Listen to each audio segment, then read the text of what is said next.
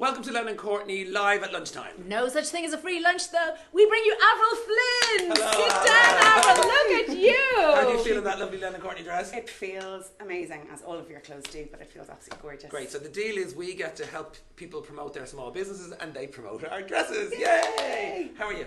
I'm great, so I am. I'm delighted to be here, absolutely thrilled. So we have to explain that Avril is a fantastic advocate, follower, and a fan of Lennon and Courtney, I think. Obsessive. Obsessive, I think we could safely all say, I think everyone would be okay with Anyone that. who knows Avril, who's watching this, probably knows how Avril is feeling on the inside at the moment. They think that you sponsor me anyway, because I wear all of your clothes all the time, so...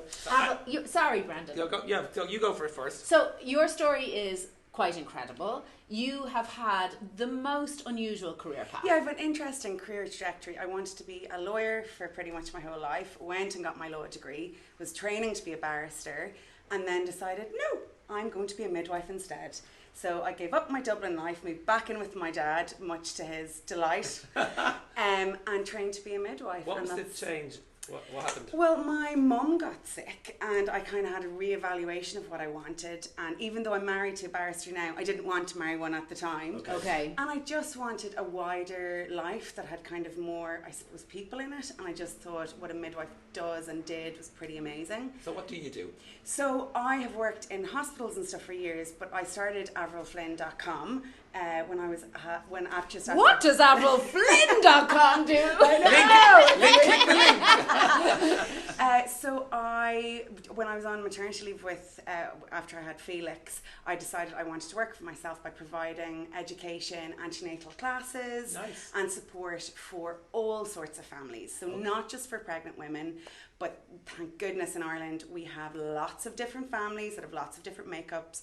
So gay dads, gay mums, parents that are going through family through adoption, through surrogacy. So I look after them all. And also if you've had a negative birth experience in the past, I help you plan for a better birth in the future as well. Wow. Okay. So how do we contact you? Obviously through the website. Through the website, I'm on Instagram. Follow the links. Yeah. And I'm very approachable as well. So if anyone has any questions or anything like that, always go for it. So if You're not having a baby. Well, if Adam's watching this, he's not mad about the idea either. But I'm 48, 49 this year, and I do know you have to apply for adoption before you're 50. I know that, right? Yes. So say I want to go and have a baby. What would your advice be to me, gay dad Bran? Well, the thing is that you have lovely partners. That's the first, but that shouldn't stop you, even if you're on your own. If it's something that you want to do, Really? there are lots. Absolutely, what a baby needs, what a child needs, is love. It doesn't matter what permutation of a family creates that love, whether it's one parent, two parents, grandparents, whatever. What they need is care and love. If you really want to have a baby, no matter who you are, there are lots of different ways to do it. Come and talk to me.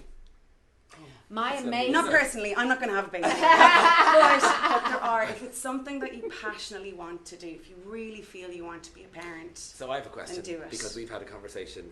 Sonya was in a ball gown, I was in black tie. We're coming back from the IFTAs one night, and I want a baby, and she sat me down and said, "Here, you really want to think about this, this, this, and this. What advice would you give to somebody me who might be a little bit on the fence? In that, I think, to be honest, I think my ego might be driving me to want to have a baby, and I don't know if my heart is 100% in it because I'm just a bit bewildered."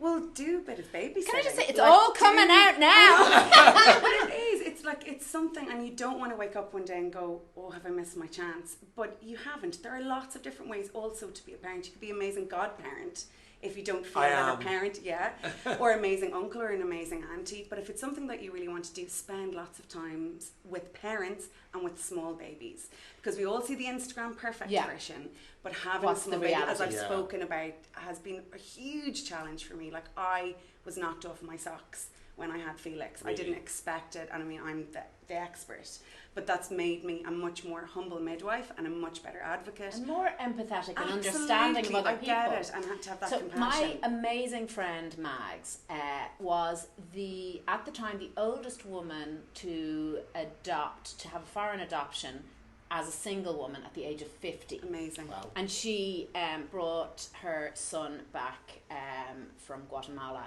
and it was the most extraordinary thing. That's so It took 3 lovely. years to go through the adoption process, and she was really, really close to the finish line. And she rang her social worker and said, that's it, I can't take it anymore. This is just too much. It's too invasive. I'm out. Really? And the social worker said, yep, no problem, fine. Hung up the phone, and a week later, Mags rang back in the horrors and said, I can't believe I did that. I've gone through 3 years of this and now I've broken it. And the social worker said, I did nothing. What you've just been through, everybody goes through. Wow. That it's almost like just in the adoption process, when you get to the end of the line, you break. Yeah, and I mean, that's it if somebody's going through fertility treatment, or if you've had to jump through a lot of hoops. When the reality finally hits, it can be hugely challenging.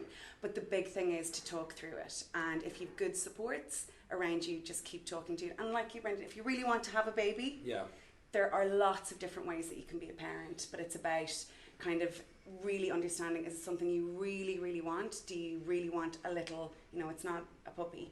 Do you really want a little person that you give everything to?